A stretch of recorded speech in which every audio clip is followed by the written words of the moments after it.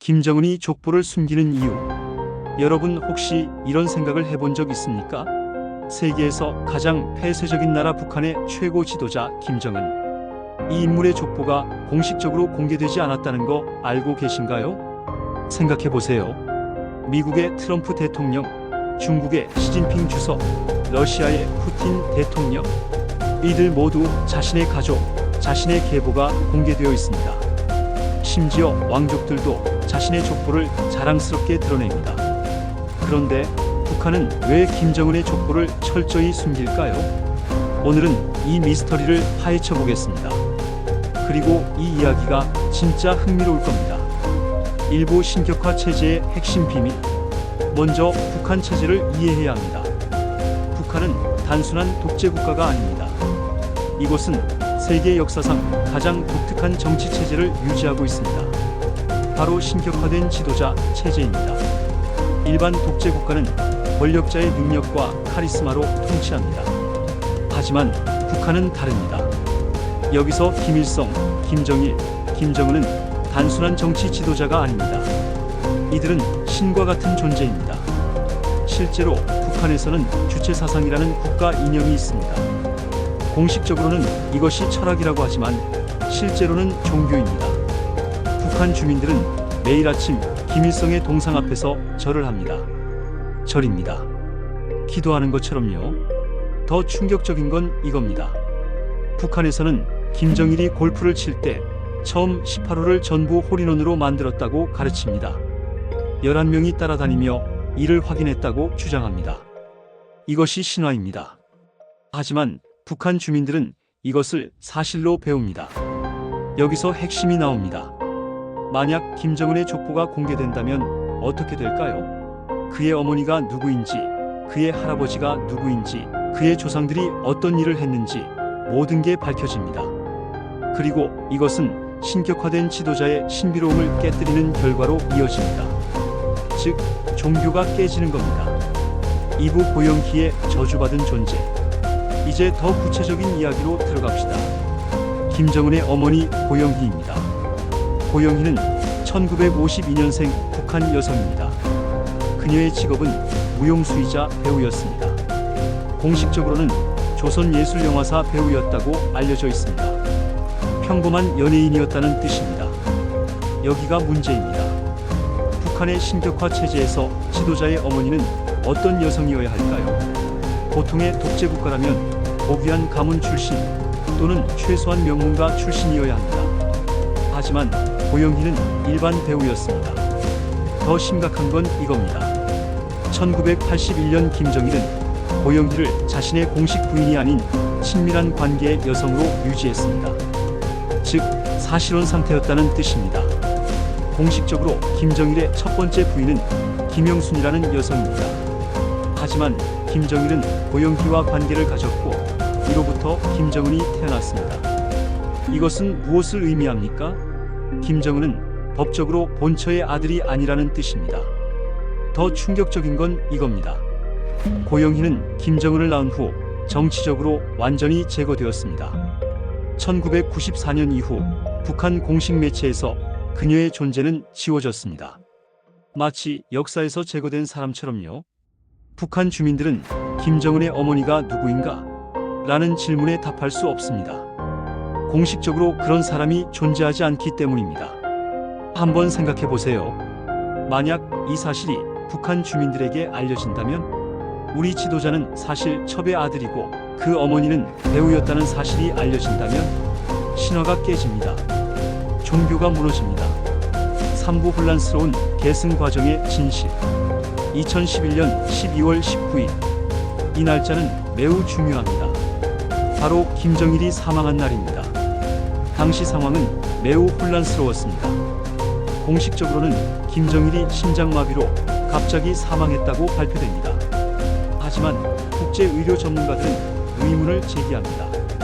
당시 관찰자들에 따르면 김정일의 시신에서 뇌졸중의 징후가 보였다고 합니다. 그리고 갑자기 김정은이 지도자가 됩니다. 공식 절차가 없이, 공식 발표도 없이. 여기서 매우 흥미로운 질문이 나옵니다. 김정일에게는 다른 아들들이 있었습니다. 김정남, 김정철이라는 형들이 있었습니다. 특히 김정남은 1971년생으로 김정은보다 12살이 많았습니다. 국제사회는 김정남을 정통의 후계자로 봤습니다. 왜냐하면 그는 김정일의 첫 번째 부인 김영순에게서 태어났기 때문입니다. 즉, 본처의 아들입니다. 그런데 갑자기 막내인 김정은이 지도자가 됩니다. 왜일까요? 공개된 정보에 따르면 김정일이 사망하기 전에 공식적으로 후계자로 지명했다고 알려져 있습니다. 하지만 이것도 확실한 증거가 없습니다. 누가 증명해 줄 수 있을까요? 북한의 폐쇄성 때문에 모든 게 추측일 뿐입니다. 만약 족보가 공개된다면 이런 의문이 해결될까요? 아닙니다. 오히려 더 복잡해집니다. 왜냐하면 족보 공개는 곧 김정은은 왜 정통성이 있는가라는 질문에 대한 설명이 필요하기 때문입니다. 그리고 그 설명 속에서 모든 불편한 진실이 드러나게 됩니다. 사부 김정남 암살 족보 문제의 비극적 해결책. 2017년 2월 13일 말레이시아 쿠알라룸푸르 국제공항. 김정남이 한 여성에 의해 독살당합니다. 사용된 독약은 VX, 신경독소 중 가장 강력한 것 중 하나입니다. VX는 국제조약으로 금지된 화학무기입니다. 이 사건은 전 세계를 충격에 빠뜨렸습니다. 하지만 더 충격적인 건 이 사건의 의미입니다. 생각해보세요. 김정남은 왜 해외에 있었을까요? 1996년부터 김정남은 중국에서 자신의 가족과 조용히 살고 있었습니다. 북한 정권으로부터 멀리 떨어져 있었습니다. 하지만 국제사회에서는 계속 주목했습니다. 왜냐하면 김정남이 정통의 후계자라고 여겨졌기 때문입니다. 만약 북한 체제가 붕괴된다면 국제사회는 김정남을 북한의 합법적 지도자로 인정할 가능성이 있었습니다. 이것은 김정은에게 매우 위협적입니다. 왜냐하면 족보 문제가 있기 때문입니다. 만약 국제사회에서 김정은의 정통성이 의심스럽다는 이야기가 나온다면, 김정남이 진정한 후계자다는 목소리가 커진다면 결국 김정은은 형을 제거합니다. VX를 사용해서. 이것은 족보 문제를 완벽하게 해결하는 방법입니다. 정통성을 의심받을 수 있는 모든 경쟁자를 제거하는 것입니다. 이 암살 사건 자체가 족보 공개의 위험성을 보여줍니다. 북한 정권이 이 문제를 얼마나 심각하게 생각하는지를 보여주는 증거입니다. 오부 성분 제도와 신화의 유지. 북한이 족보를 숨기는 또 다른 핵심 이유는 성분 제도 때문입니다. 성분 제도는 북한만의 독특한 신분 분류 체계입니다. 이것은 사람의 태어난 환경에 따라 평생 신분이 결정되는 시스템입니다. 마치 봉건 시대의 신분제처럼요. 성분 제도의 구조는 이렇습니다. 최고 계층은 혁명가계라고 불리는 가족들입니다. 여기에 속하려면 반드시 김일성 혁명의 참여자이거나 그 후손이어야 합니다. 그 다음은 핵심 계층, 동료 계층, 적대 계층으로 나뉩니다. 여기서 가장 위에 있는 게 백두산 출신이라는 신화적 계보입니다. 북한은 공식적으로 김일성과 김정일이 백두산에서 태어났다고 주장합니다. 이것은 역사적 사실이 아닙니다. 김일성은 실제로 만주의 다른 지역에서 태어났습니다. 하지만 북한 주민들은 이것을 사실로 배웁니다. 학교에서, 매체에서 계속 반복되기 때문입니다. 만약 김정은의 족보가 공개된다면 이 신화가 깨질 가능성이 있습니다. 국제 역사가들이 실제로 김정은의 할아버지는 이런 사람이었다고 발표할 수 있기 때문입니다. 더 위험한 건 이것입니다. 만약 김정은의 어머니가 일반 배우라는 사실이 널리 알려진다면 성분 제도의 가장 상위 계층인 혁명가계의 신성함이 손상됩니다. 북한 정권은 이것을 아주 잘 알고 있습니다. 따라서 족보는 절대 공개되면 안 되는 것입니다. 6부 국제적 정통성 추구와 족보의 모순. 흥미롭게도 김정은은 국제 무대에서 자신의 정통성을 보여주려고 노력합니다. 2018년과 2019년 김정은은 중국과 베트남, 러시아의 지도자들과 만났습니다. 이는 국제적 인정을 추구하는 신호입니다. 나는 정당한 지도자다라는 메시지를 보내는 것입니다. 하지만 여기서 모순이 생깁니다. 국제사회에서 인정받으려면 투명성이 필요합니다. 족보 공개는 바로 그런 투명성의 증거입니다. 그런데 북한은 족보를 절대 공개할 수 없습니다. 왜냐하면 정통성에 문제가 있기 때문입니다. 결국 북한은 이 딜레마 속에서 족보 공개를 거부하게 됩니다. 국제적 신뢰를 원하지만 정통성 문제 때문에 공개할 수 없는 모순 속에서 말입니다. 더 흥미로운 건 중국의 반응입니다. 중국도 북한의 족보 문제를 알고 있습니다. 중국도 북한 정권이 얼마나 불안정한 기초 위에 세워져 있는지 이해합니다. 따라서 중국은 북한의 족보 공개 여부를 중요한 정치적 도구로 사용할 수 있습니다.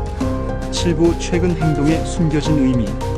최근 김정은의 행동을 분석해보면 족보 숨김이 얼마나 중요한지 알 수 있습니다. 김정은은 자신의 딸을 2022년 처음 공개적으로 드러냈습니다. 이것은 우연이 아닙니다. 이것은 의도적입니다. 내 딸이 있다는 것은 나에게는 계승자가 있다는 신호입니다.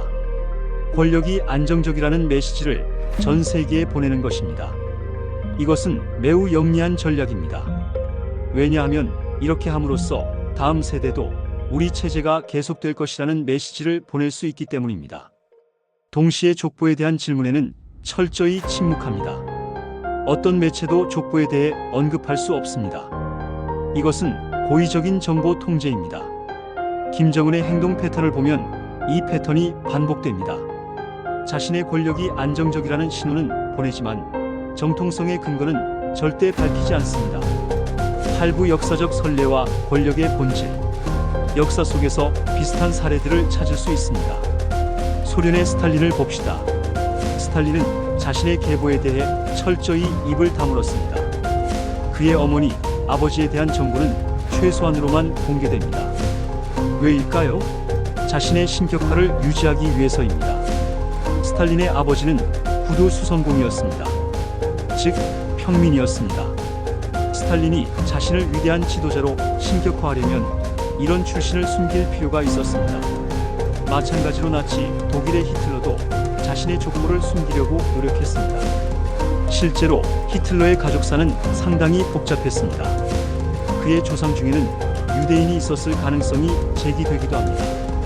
이것이 공개되면 그의 아리안 우월설이 무너질 수 있었기 때문입니다. 북한도 같은 논리입니다.